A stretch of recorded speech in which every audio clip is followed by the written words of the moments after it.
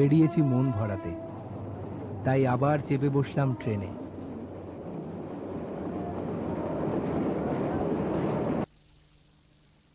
মনে হচ্ছিল আমার দেশ বাংলাদেশকে চিনি, আরো ভালো করে জানি, যা এতদিন করা হয়ে ওঠেনি। আপনারাও চলুন না, আমার সঙ্গে বেরিয়ে আসবেন। সবাই মিলে দেশটাকে দেখব, জানব এবং চেষ্টা করব বাংলাদেশের হৃদয় হতে কিছু একটা আহরণ করে আনতে। ট্রেনে করে চট্টগ্রামের উদ্দেশ্যে রওনা হয়েছি।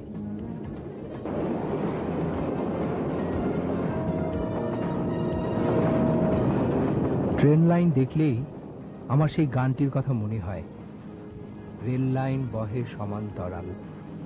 কেউ কখনো কারো সাথে মেলে না, তবে দুজনের গন্তব্য একই দিকে।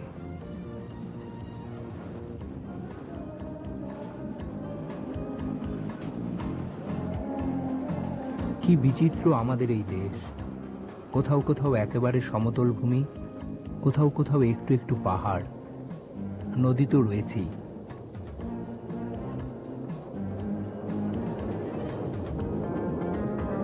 কি খেয়াল করছেন কিভাবে বদলে যাচ্ছে পরিবেশ, প্রকৃতি? কি অসাধারণ, কি সুন্দর!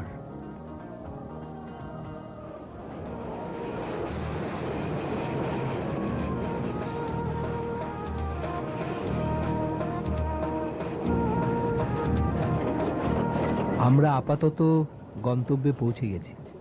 হ্যাঁ, চট্টগ্রাম, 12 আউলিয়ার দেশ। এই হলো চট্টগ্রামের রাস্তাঘাট। চলুন রাস্তা এবার ঘোরা যাক। রাস্তা কোথায় কোথায় নিয়ে যেতে পারে দেখুন। এখন চোখের সামনে বিস্তীর্ণ রয়েছে বন্দর নগরী Chittagong.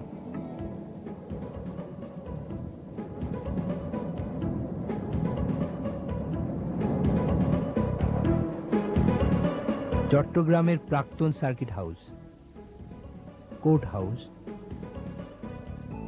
Chittagong chamber of commerce, জাতিতাত্ত্বিক জাদুঘর, আর এই হলো ওয়ার সিমেট্রি।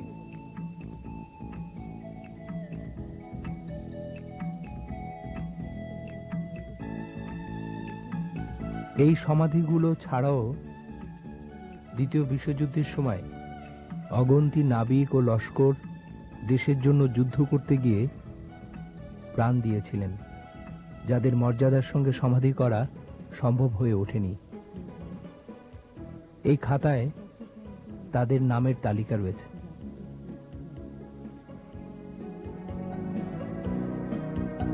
এই হলো আগ্রাবাদ হোটেল। এখানে থেকেই বুঝতে পেরেছি এটি চট্টগ্রামের সবচাইতে অভিজাত হোটেল। যেহেতু বন্দরনগরী, অজস্র বিদেশিরা আসা যাওয়া করে, তারা বেশিরভাগ এখানেই থাকেন।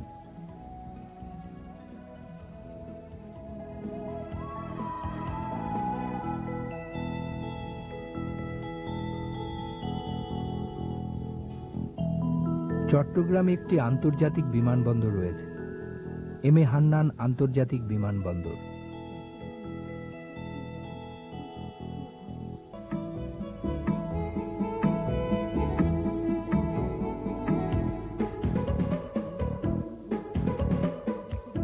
বাটালি হিল, পুরো চট্টগ্রামটা দেখা যায় এই পাহাড়ে উঠলেই।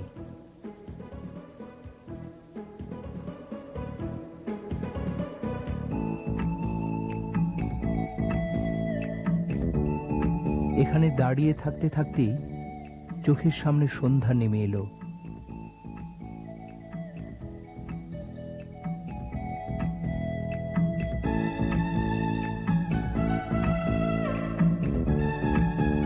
আকাশের চাঁদ হাতছানি দিয়ে ডাকলো, কিন্তু না, আমার তো আরো অনেক জায়গায় যাওয়া বাকি।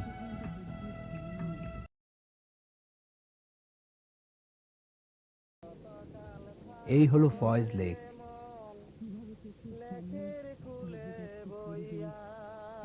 এক ভদ্রলোক ছিলেন, তার নাম ফয়েজ সাহেব। তিনি এই লেকটির পত্তন করেছিলেন, তাই এই লেকটির নাম ফয়েজ লেক।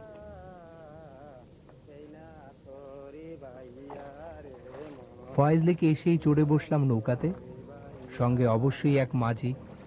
সে কি শুধু মাঝি, আবিষ্কার করলাম সে একজন কবিও বটে। কিভাবে যে আমাকে আশেপাশের দৃশ্য বর্ণনা করলো তা ভাবাই যায় না।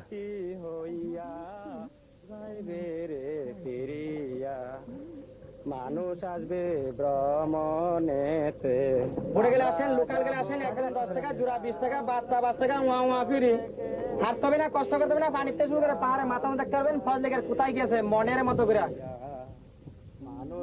মানুষ এই ফয়েজ লেকই হচ্ছে এই মাঝির জীবন। এখানে তার রাত কাটে, দিন কাটে। আপনারা নিজের মনে করে মনের মতো করে পানিতে শুরু করে পাহাড়ে মাথা মতো দেখতে পারবেন। অবশ্যই ভালো লাগবে। সংক্ষিপ্ত ভ্রমণ, আপ ডাউন 20 মিনিট লাগবে, ছবি দিলে আর 5 মিনিট বেশি লাগবে যদি আপনার ক্যামেরা থেকে ভালো যদি লাগে। পাই না তারে কি করি আর কত কাল থাকবো রে মন লেকের কুলে বইয়া, আমার জীবন গেল লেকের কোলে। এই না চট্টগ্রামের আরেক নাম বন্দর নগরী। এখান থেকে আমাদের দেশের পণ্য বিদেশে যায় এবং বিদেশের পণ্য আমাদের দেশে আসে। ওই তো দূরে দাঁড়িয়ে আছে বিদেশি জাহাজ।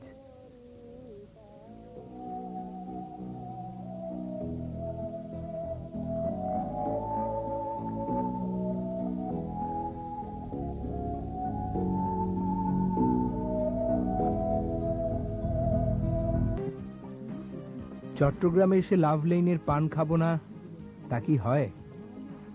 ভাত খাবার পরে অবশ্যই শুটকি দিয়ে চলে আসলাম লাভ লেইনের এই বিশেষ পান খাবার জন্য।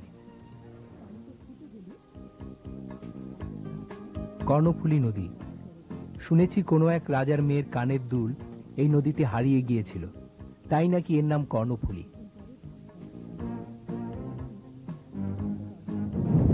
হে সমুদ্র, তুমি কি বিশাল! তোমাকে বোঝা দায় কখন যে তোমার ভাটা আসে আর কখন যে জোয়ার হয় সে তুমিই বলতে পারো।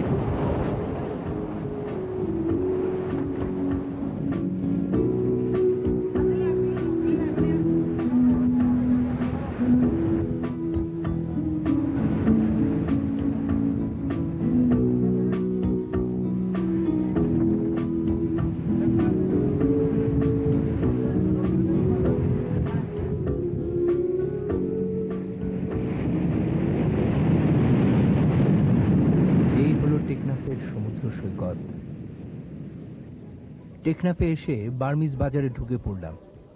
দেখি না কি কি পাওয়া যায়। আপনারাও আমার সঙ্গে দেখুন।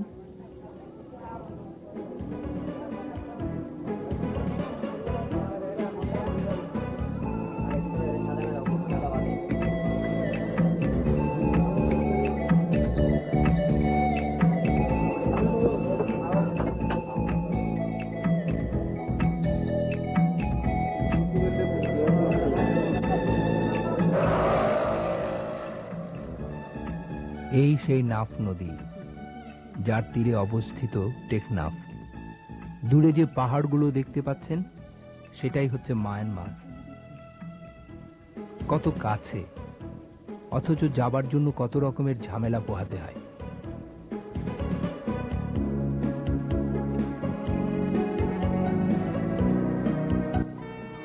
এই চলে এসেছি কক্স সাহেবের বাজারে, যার নাম কক্সেস বাজার।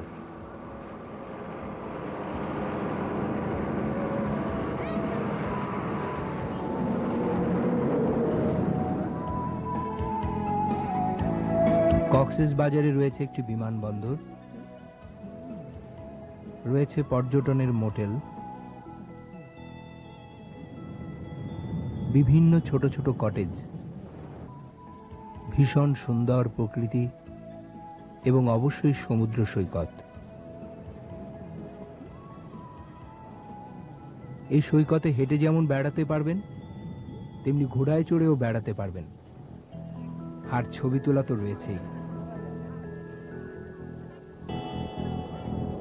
বাংলাদেশের অন্যতম সমুদ্র সৈকত, যা পৃথিবীর সবচেয়ে দীর্ঘতম সমুদ্র সৈকত হিসেবে পরিচিত। দিনের পরে রাত আসে, তাই এখানেও সন্ধ্যা নেমে এলো, আর বসে গেল সমুদ্র সৈকতে ঝিনুকের হাট। এই হাটে বিভিন্ন ধরনের ঝিনুকের তৈরি জিনিস দেখলাম, কিছু তো অবশ্যই কিনে আনলাম। এই সেই বাজার, যে বাজারকে ঘিরে কক্স সাহেব তার শহরটিকে গড়ে তুলেছিলেন।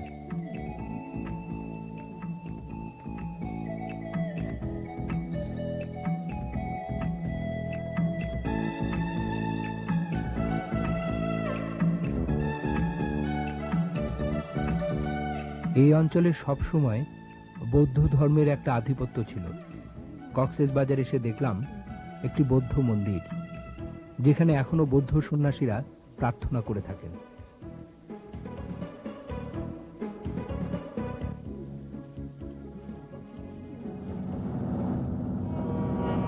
এটা কোথায়? এটা তো কক্সেস বাজার নয়, এ তো লেক।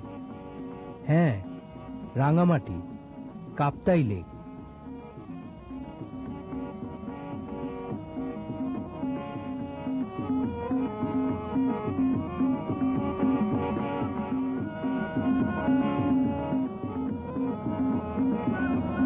বেড়ানো হলো, খাওয়া হলো, বাজারও করা হলো, তাহলে সংস্কৃতি বা বাদ যায় কেন? চলুন গুর্খা সম্প্রদায়ের ছোট্ট একটা নাচ দেখা যাক, সাথে গান তো রয়েছেই। नेपाल दरबारा तारा सरगांव का पायरा छैन भन्छ नेपाल दरबारा कक्करी कक हक्की होइन हो हो हो मासु मिठो मसलाले चाना मिठो घिउले आज मैले नजानेले दुःख पायो जिउले ঘুরতে ঘুরতে কখন যে এই সহজ সরল পাহাড়ি মানুষগুলোর সাথে একাত্ম হয়ে গিয়েছিলাম তা নিজেই বুঝতে পারিনি।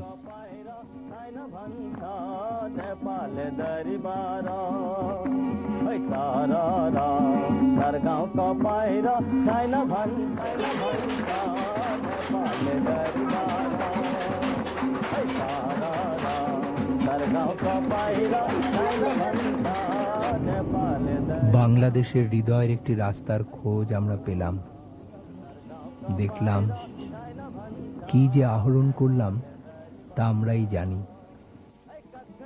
আমার তো মন পুরো ভরে গেছে ভালো লাগায়, কিন্তু আপনাদের